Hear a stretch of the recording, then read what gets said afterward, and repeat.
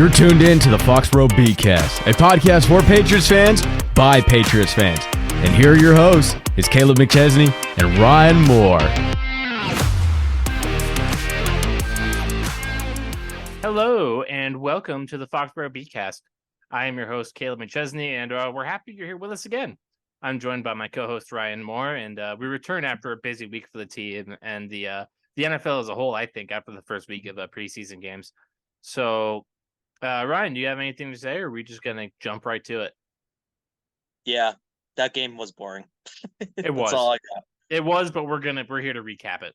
Yeah. So the Patriots took the L last week against the Texans in a 20-9 loss.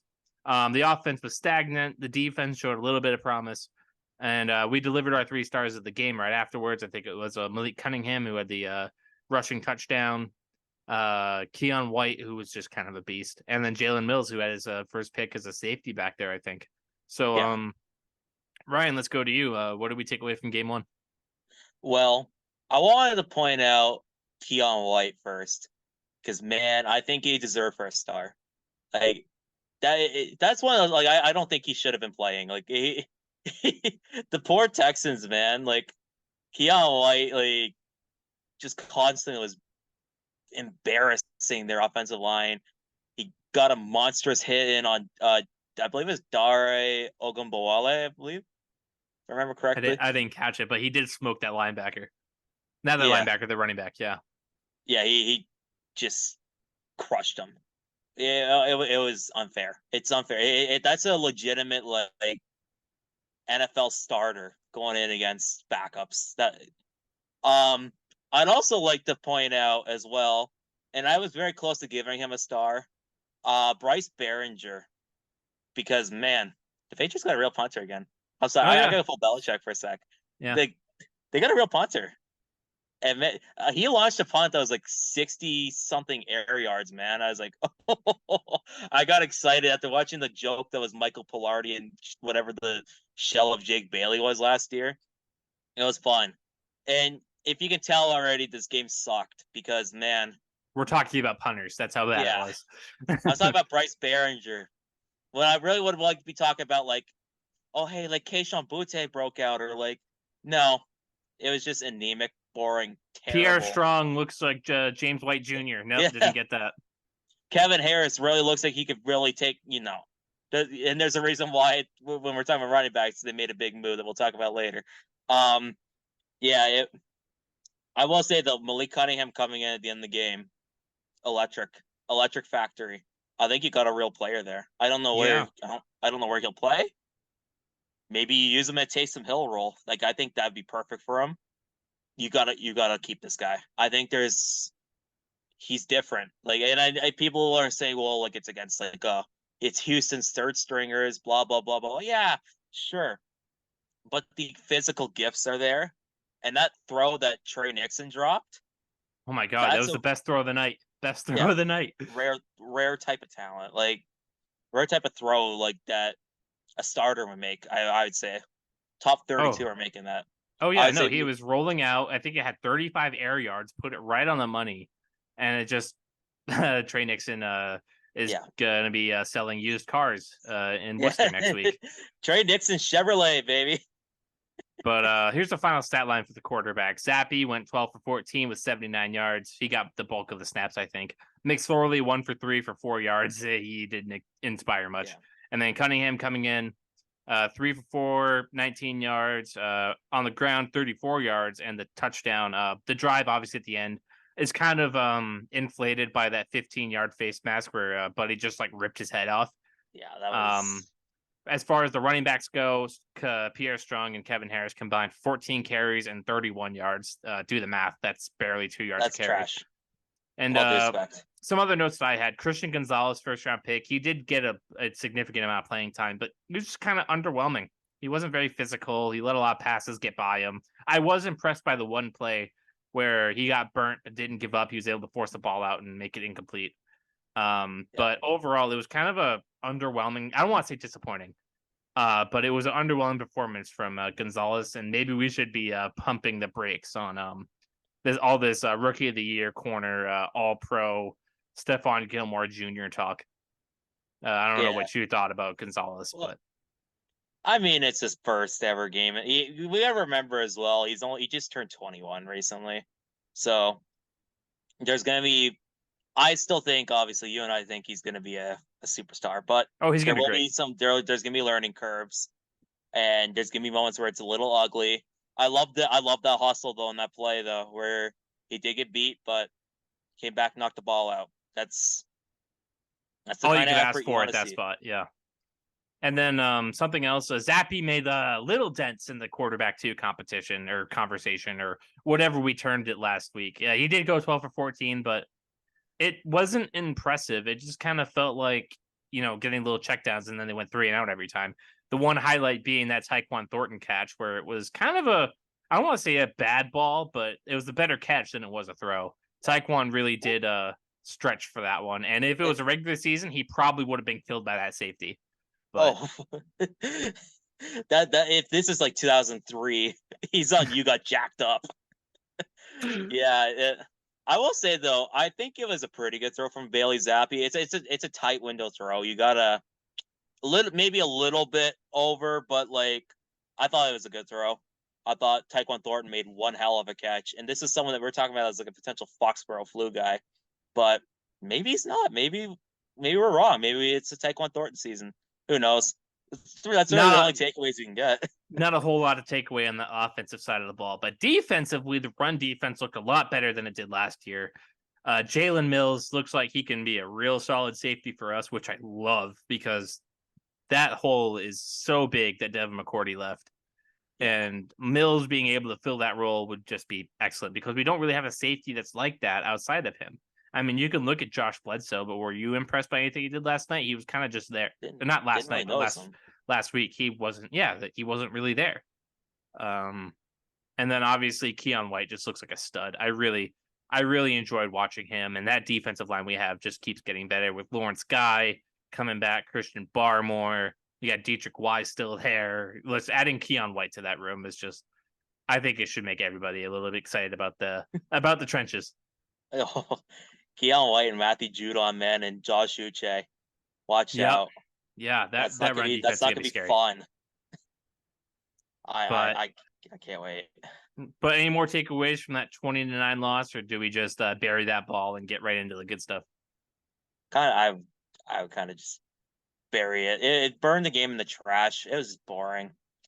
I'm sorry, Bailey Zappe. So unmoved. Yeah, by literally anything that game from him. And we were talking about this last week when people were saying, "Oh, well, it's Bailey's going to steal Mac's job," or blah blah blah blah blah. Did any of that inspire confidence in you to think that like he's taking Mac Jones's job? Come on, he's trash. And I don't care about stats. Stats could be deceiving. Go watch 12 for 14, 79 yards.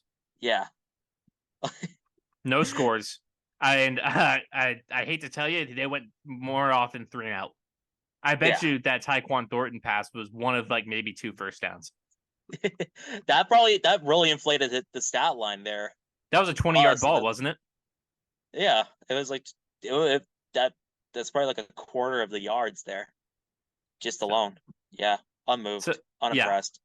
So days after the aforementioned game, the Patriots made a much necessary move of signing running back Ezekiel Elliott from the Cowboys. The former Dallas Cowboy is coming off a season where he posted over 800 yards and 8 touchdowns. He signed a 1-year deal up over $6 million after incentives. So Ryan, how high is the ceiling of Zeke in 2023? And how much better does he make the offense? Like, what are you looking for out of Zeke as he comes into this room for the first time? So I'm looking for power running and pass blocking. And I also think being a kind of guy like you give the ball to when like Ramondre Stevenson is gassed. Ezekiel Elliott, he's not. It's not 2016 anymore. As fun as awesome as it'd be to have like just be like, yeah, we're getting 2016 Zeke. Watch out. No. One of the best running backs of like the last decade. Yeah. Ohio State Zeke, special. Like he won Ohio State a national championship because of how great he was. But we're not getting that, unfortunately. What I will say though is I do think we could see a little bit of a career renaissance not necessarily in the sense of like we're seeing obviously prime, but we're gonna see I think a good player be put in a role where he's not getting, because Dallas they basically put they a moved ton of on. mileage on They him. moved on. Yeah. Yeah. New England's gonna just say, hey, you're coming in 10, 15 carries at most, and you're gonna just run as hard as you can. I think that would be great for Ezekiel Elliott. Whereas in Dallas, it was more like, all right, Zeke, you're getting the bulk, and hey, we're gonna let our better running back get the less, and Tony Pollard get less carries. But I think the Patriots know they're going to have the better running back get the bulk of the carries, and have Zeke come in and be that, thunder, and he's going to come in, and if the O line's struggling, we're going to see more of Zeke because he's a great pass blocking running back. And I think I don't want to throw this comparison out here, but I think you could see a Corey Dillon type. Corey Dillon, resurgence. not the 1,600-yard Corey No, Dillon. no, but it's sort of like, everyone talks about, oh, he's washed, all this stuff. Zeke's only 28. If people forget how young Ezekiel Elliott was, he came into the NFL at 21. He's been in the league for like 7 years, 8 years now. He's only 28 years old. This is a really young player still. Just a lot of mileage. Yeah, a lot of mileage, but he's still a young player. And if you can keep him fresh, and for what it's worth, and I don't love doing the whole best shape of, he's in the best shape of his life type talk. But from what I've seen, I think Ezekiel Elliott's looks like he's in awesome shape, much better shape than he was. Did you see him walking onto the field in Green Bay today? Beast. Yeah, he looks bulky. He looks like he's ready to run through somebody. Yeah. So yeah. I'll refresh everybody's memory on Zeke's stats from last year. It was a down year by his standards because he wasn't really operating as, RB1 untouched. He was more of RB1B behind Tony Pollard, but he still rushed for 876 yards and 12 scores. He averaged almost 4 yards per carry. And through the air, 17 catches, 92 yards, obviously being a third down back isn't his bread and butter. But yeah, I think this move was necessary because last year when Ramondre got hurt, and remember the Arizona game, we had absolutely nothing with Pierre Strong and Kevin Harris. They got these goal line touches and got touchdowns, I think, each. But you looked at that preseason game last weekend, and Pierre Strong and Kevin Harris, they were uninspiring. I think one had 8 carries for 21 yards and the other 10 for 11. It was just, I could see why finally that Zeke was being considered for this job. Just to compare it, the same day, hours later, the New York Jets, they went and signed Dalvin Cook to a similar deal. I think 1 year, $7 million. I thought it could have been 8. Was it 8? Either way, it was like $1 million more, and I think more of it was guaranteed. And obviously Dalvin Cook, I think he's the better running back than Zeke. I don't think it's relatively close at this point in their career. Cook rushed for 1,173 yards and 8 scores last year, adding almost 40 catches and almost 300 yards and 3 more touchdowns in the pass game. So obviously the Jets just got themselves a really solid player as well. Before we move on, I just wanted to touch on that. But the Jets getting better. The Bills are obviously still the Bills. They don't have really a ground game, but they're still the Bills. And then the Dolphins, Tua stays healthy. It's still got Tyreek, still got Jalen Waddle. Yeah. How do you think this offense ranks in the AFC East with this Zeke signing and seeing everybody else still, looking pretty good? Yeah. Not to damper the mood, but I will say though, just a couple more points about Zeke. One, people were complaining about the contract being $6 million or whatever. It's not $6 million. It can get up to $6 million, but that's if Ezekiel Elliott plays like a $6 million a year football player. Yeah, it's a lot of Patriot guarantees in there.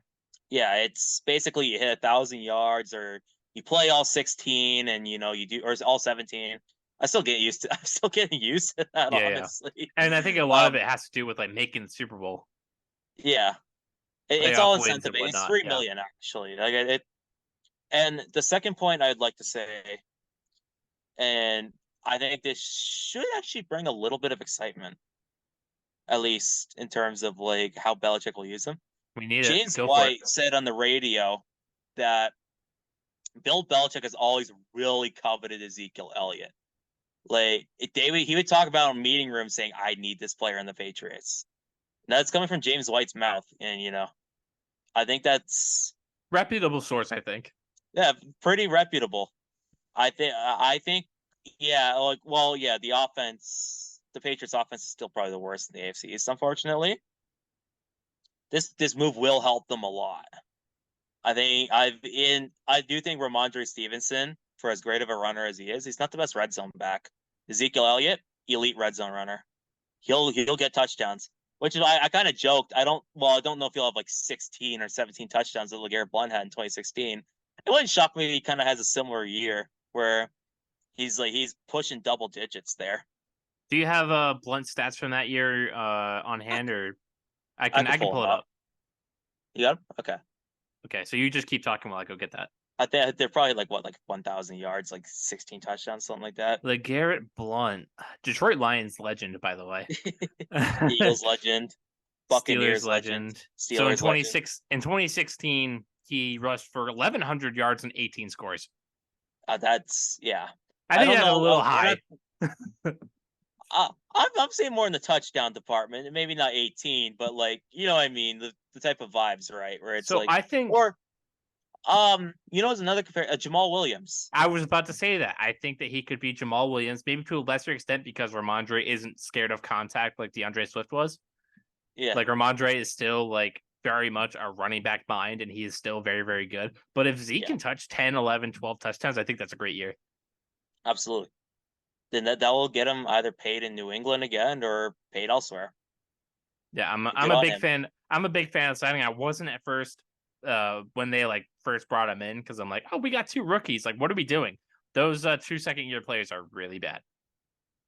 Now, maybe they'll get better. I was high on Pierre Strong, but that was not inspiring. Not inspiring at all. But speaking of somebody, I need him to be great. He's on my dynasty team. I want to be pushing the Pierre Strong agenda right now, but Pierre, man, come on. But speaking of players that are inspiring, last week we discussed the rookie wide receivers and what they would need to solidify a spot on the roster. Well, it appears the Patriots might be alluding to a roster spot being closed, as Demario Douglas shockingly didn't play more than 2 reps in the preseason opener, despite being a 6th-round pick. When asked why, Bill Belichick said, "We look at the whole body of work here. There are a lot of guys that didn't get a whole lot of reps last night, and that's because most of them got reps in practice." While Belichick, in classic fashion, isn't giving away anything to the media, that kind of sounds like he's working with a lot of starters, and he's resting him as he did with Devontae Parker, Juju Smith-Schuster, Kendrick Bourne. So, Ryan, let's go to you. Is Demario Douglas a roster lock, or is it just a matter of him receiving too many reps, as Belichick says? I think it's about a 90% chance at this point. The only way I see him not making the roster is if he has the worst preseason games ever, and I don't want that to happen. Like we touched on last week, you see every single practice report, it's Demario Douglas doing this, Demario Douglas doing that. It reminds me of, and I saw this on Twitter actually. They were comparing it to 2015 Dion Lewis, where this player just. It's funny because they're both just really undersized, just really jittery route, I want to say route runner, jittery feet, untouchable and open space type guys that came out of nowhere and just dominated camp. And it's to the point where don't sleep on this guy. He's gonna burn you. It wouldn't shock me if week 1 versus Philly's, they're gonna put him out there. Philly's not gonna really know much about him. And he goes out there and he catches 5 or 6 passes that day. For maybe even gets a score. It wouldn't shock me. This is a great football player we're talking about, I think. And man, it feels great knowing that a team that struggled to draft receivers might have got one. They might have got themselves. But they had to wait until the 6th goddamn round to get one. They just draft in the late rounds, dude. You look at Edelman and stuff like that. You even in the past, you look at David Gibbons as a 7th round pick. Just draft late. There is literally only one receiver that I can think of that Belichick has drafted high and worked out, and that was Deion Branch. Yeah, and that was a second-round pick even. Yeah.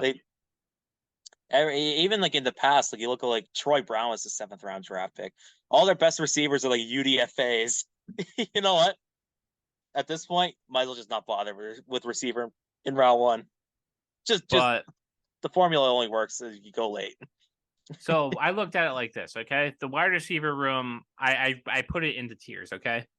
And not tiers based on how good they are, but just their roster locks. So my first tier, Parker, Juju, Thornton. Why do I put Thornton there? Because he was a 2nd-round pick last year. They still have a lot committed to him. Parker just got the big extension for 2 years, I think. And Juju just got here for a 3-year deal. I think those 3 are locks to make the roster. And I don't think you would disagree with that. Oh yeah, like we said, Thornton. Very worst case, he's good in Foxboro fluid, but I don't think that'll happen. The next tier, Kendrick Bourne, who was kind of on the outs last year with the whole Matt Patricia thing. Maybe he's still talking more than Belichick wants.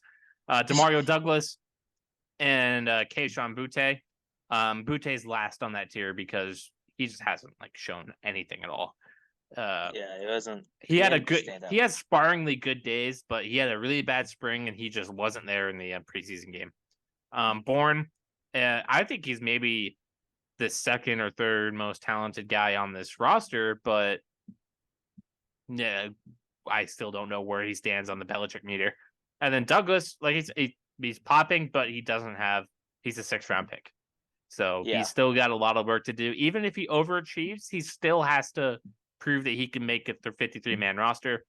And then Malik Cunningham, he's interesting because we still don't really know what he's going to be listed as. Like when the 53-man roster gets cut down, where is Malik Willis going to be slated? You know, football player. That's the only designation for him. Malik Willis, everything. The tier under that is like all the other bums that we bring in for camp bodies that really haven't shown anything. Yeah. Like Nixon, I think he's going to be gone. Tell you the truth. But yeah, Douglas is stuck in a room with a lot of names, but not a lot of impact players. So the place to get there is there, but I think he really has to like seriously overachieve to do that. And to overachieve, you need to like make these preseason reps matter, or else, you know. And again, maybe that's not even necessarily true because Austin Carr killed it in 2017, and we didn't see him ever again. Devin Lucien has a great preseason. We never see him again. So, I don't know. I think the route for Douglas to make the main roster is there, but I think he has it excruciatingly hard because he's a 6th-round pick. I think, though, like, if you're standing out that much every single week, it makes it, like, impossible on the coaches, right? Because, okay, at that point, are you going to risk running a guy like that through waivers on your practice squad? Are you going to Foxboro flu him? Or do you want to keep him on the roster and say, hey, this could be a guy that could really impact us? Maybe I'm a little bit overhyping it by saying, oh, yeah, week 1, he'll come out. But, like, you look at, like, week 10 or something like that. Demario Douglas is coming out here, and this is the Demario Douglas week, and this is like what we were seeing all training camp. I think they're going to do that, and that's why I think I wouldn't say a lock. Like I said, if he bombs the next 2 preseason games, he might be on the outs. Or they might risk, running him through waivers so he can go on practice squad, but I think he'll make it, honestly. I truly do. I think at the very least, his route is kick returner, because Marcus Jones, I think he's a much better punt returner than he is a kick returner. Yeah. I think somebody needs to take that weight off of him, and I think kick returner is probably the spot is a spot for Demario Douglas to show out. And I've heard solid things. He made him, like, at Liberty. He is awesome at it. I will say this: he could take the Tyreek Hill route. Like that's what Tyreek Hill did initially at Kansas City. Kick return. He started out kicker. He was like a 5th-round draft pick, and there were reasons why he was a 5th-round draft pick. But undersized, ultra athletic guy comes out, dominates camp, but like, you need to do more than that in New England. And it looks like to me that Demario Douglas is that kind of guy that would love to do special teams work. So I think he's gonna make it. I do. I truly do. But we will see for sure. Yeah. So but before we get to the preseason game 2 preview, I didn't put this in the script, but I'll just throw it out there because we do have a little bit of time to kill. Was there anybody around the league that really impressed you preseason week 1? Because I know that a lot of fans that are watching this don't really watch anything but Patriots, but we might as well just give them a little taste of what we saw. I mean, for me, Aiden O'Connell with the Raiders really was interesting. He comes in and just has a really, really good night. I think he went like 15 for 18, 94 yards in a score or something crazy like that. He was the best rookie quarterback on preseason game 1. And Ryan, I know that you're mad, but you watch a lot more NFL than me.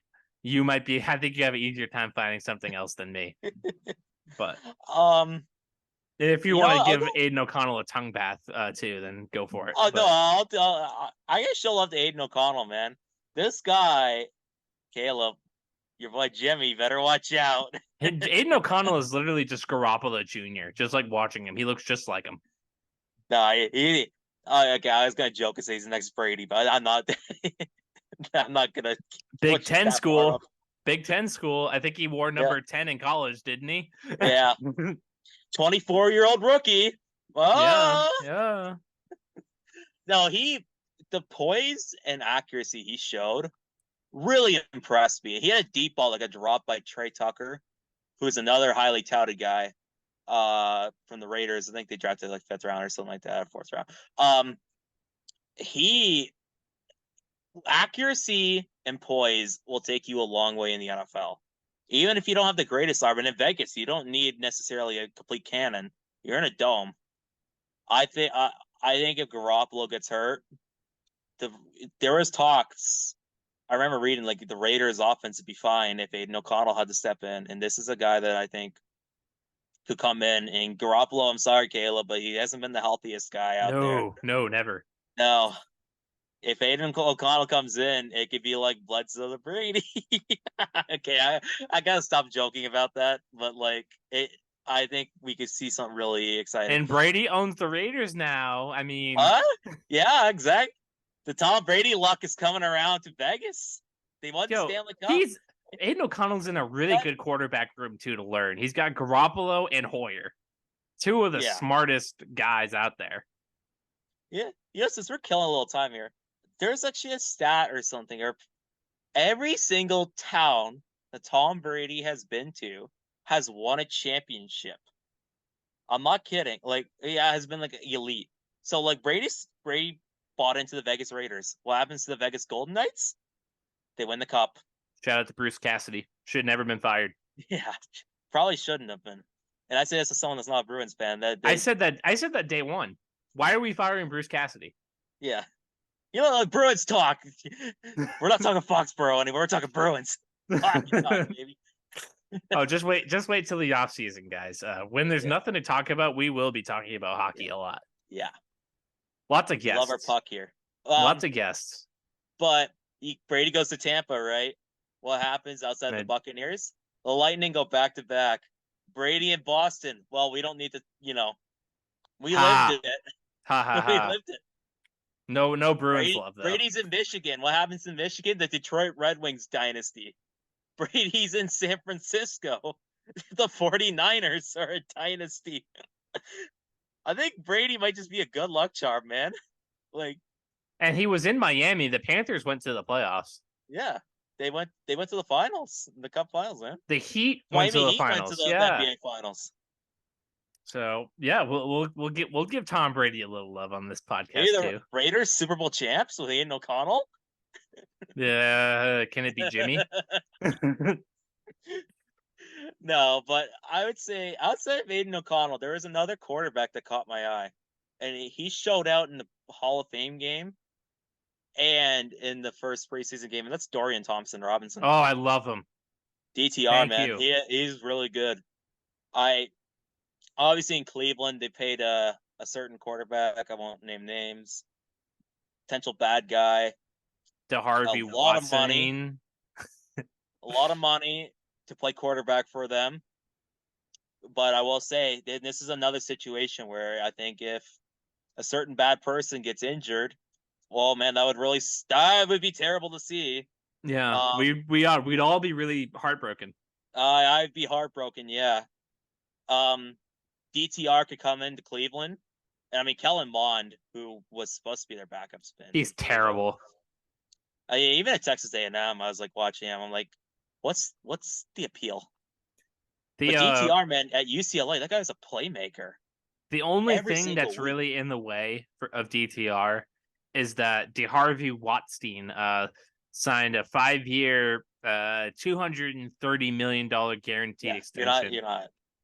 You're not breaking past that, sadly. It's hard. But if anything unfortunate happens, like we said,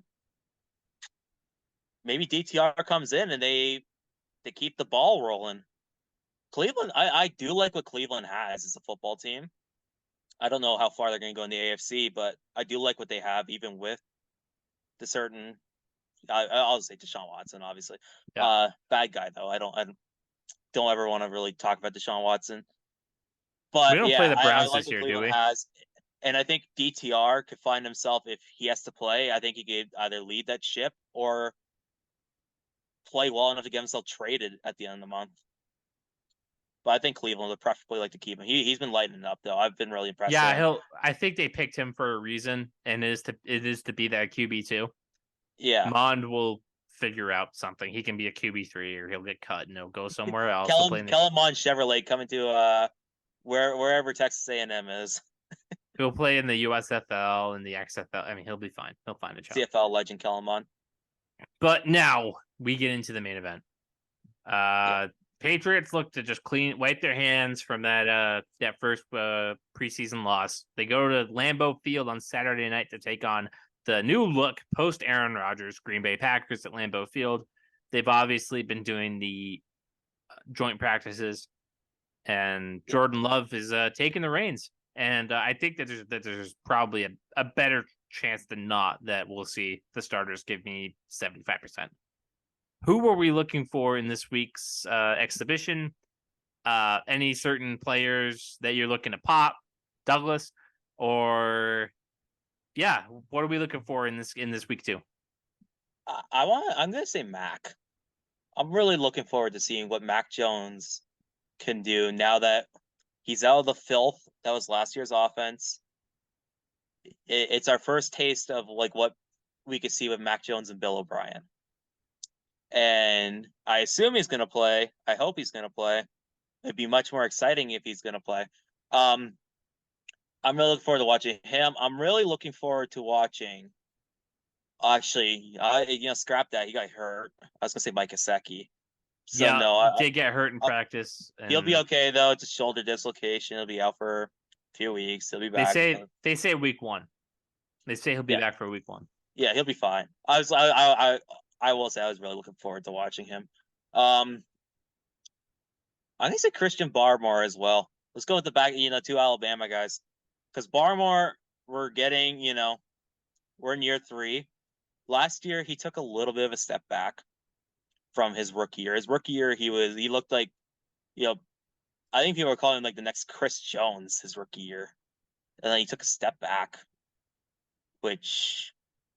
We'll see what kind of Christian Barmore are we going to get this year. I'm looking forward to watching him, but last year's a disappointment. And I'd say the third guy I'm really looking forward to watching would have to be Jawan Bentley, because he's now the guy that's leading that defense. You're the pure leader of that defense, and you don't have Devin McCourty to kind of hold your hand anymore. You're the true signal caller. How will they fare out? How will everything line up? That matters a lot. Like when you wear that green dot in your helmet, like you're trying to line up everything and all that stuff. Jawan Bentley's fully in charge of that now. You don't have Devin McCourty, who's been in the NFL since I was a freaking 4th grader to help you out. Kidding. So yeah, those are my 3 guys. I think the first thing I'm looking for is how deep shit are we in with that offensive line? Because if that's not working, then we don't have an offense. Just straight up, Mac's not going to have the time to throw. Period. Yeah. I don't care how good of a pass blocker Zeke is. If Riley Reef is just getting torched, and Trent Brown doesn't want to be here, and he's getting torched and throwing chop blocks, and if the interior offensive line is just getting destroyed, like Mac's not going to have a shot. So I want to see just how much we can overperform. How much can we blow past expectations with Adrian Clem coaching that unit? Defensively, I'd like to see Gonzalez bounce back. Obviously, he has a lot riding on him as a CB1 because the room is really looking desperate past him. And then, can we keep up the good run defense? Can Keon White capitalize on how big of an impact he had? Is the pass rush still there? Josh Uche was last season a fluke, or do you got more for us? I know he had 10 sacks last year, but that last year was the first sign of life that we've seen from him in his 3-year career. Let's see him continue that. Well, I'll say this about Uche as well. It's a contract year. It is. It's a contract year for a lot of guys. Yeah, Duggar as well. They need to. I will say they need to sign Duggar to an extension. I want to see Uche prove it. Like maybe he leaves in free agency, they get a comp pick, whatever. You got to lock in Duggar. You can't let that guy walk. He's too talented of a football player, and he's the best safety you got right now. Don't let him walk. I will ask this. Any updates on Marte Mapu? Like, does he have the red contact jersey still on? Yeah, he returned to practice today, I believe. Was he wearing the non-contact jersey? I think he was. Yeah, I think he's cleared. No, the non-contact jersey. Was he still wearing that? He got jersey taken. He's cleared to practice now. Good. He's out of the. Yep. Evan Lazar tweeted earlier. He's out of the red contact jersey, non-contact jersey. A sign he might be fully cleared. That's great. So Marte Mapu, let's see what we got with this guy. Everybody's been gassing him up since we drafted him. Let's see. I've been one of them. I'm not a hater. I just want to see it. Oh yeah, no, I think he's got exciting talent. Like, my whole thing about that pick was we have two safeties who play just like him. Well, I think they're going to play him a linebacker, from what I've heard. Yeah, and you can play Peppers at linebacker, and you could play Duggar at linebacker. Like, I'm just saying, like, we have a lot of players that are like that. What makes him special? Yeah. Or are we just replacing Kyle Duggar a year early? Well, maybe that's the plan. I kind of hope that's not the plan. From what I want to see is I want to see them use Mapu just at linebacker in general, and then throw him out at safe, like, you know what I mean, like kind of like chess piece. Like, remember how they use like Jamie Collins? Yeah, use him like Jamie Collins. You think you're a linebacker? I think he could do it a little bit. It's not like he's not gonna come in and be like, you know, Von Miller screaming off the edge. Can he be Hightower? I don't know if he has that much. Like, the Hightower is a different kind of beast. I think you remember with Hightower, he could play inside, and he did really well pass rushing. I think he'd be like Jamie Collins. Collins is great on blitzes. Like, he was a monster there. But you don't see him taking on a tackle and winning like Hightower. From what I've gathered, I don't know if he'd be like a Dante Hightower type player. No, he'll be Jamie Collins. But Jamie Collins with like Kyle Duggar type, like, you know, they'll play like Kyle Duggar, Jamie Collins, whatever the hell. Like, he's a super versatile player. I remember Daniel Jeremiah was talking about, like, this is my favorite player in the draft. I was like, what? A lot of guys felt that way when he was picked. Like, I know that Greg Bedard is hot and cold sometimes with the Patriots fan base, but he's like, yeah, they just got a huge steal with this. Yeah, he came to the Senior Bowl and he was just like causing chaos all over the place. So that explains where Belichick found him, the Senior Bowl. Yeah. But yeah, God, thinking of those linebackers we had in the early 2010s with Collins, Hightower, Ninkovich, Van Noy, I know he wasn't early 10s. Spikes. Our linebacker room was fantastic. Yeah. Unbelievable. It was a nightmare playing them. And they had thumpers. That's what made it annoying. Like, you were getting crunched. Like, you're running over the middle. And you got Brandon Spikes or Dante Hightower barreling down on you. Chandler Jones rushing from the outside with Jamie Collins. Rob Ninkovich setting an edge. And on the inside, you had a lot of guys, too.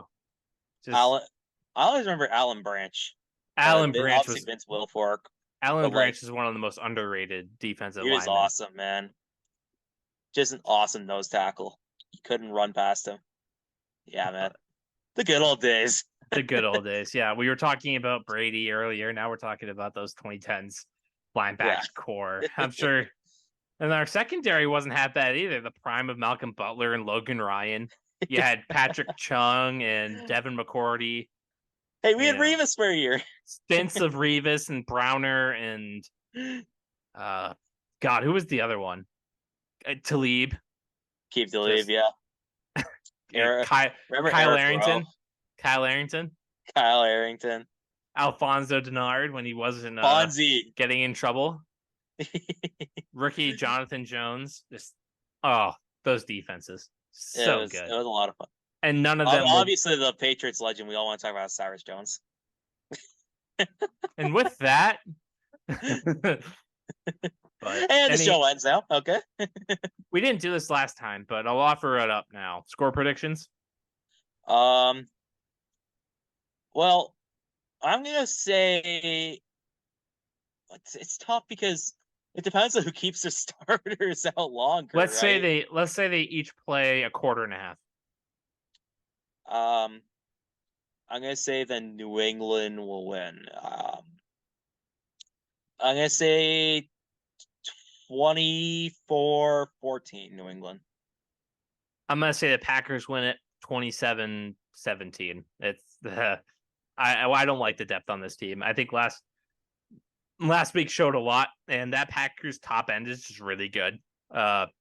Jordan Love, I know he wasn't super shiny last week, but I think he showed a lot. I think he showed a lot more than a lot of us were expecting.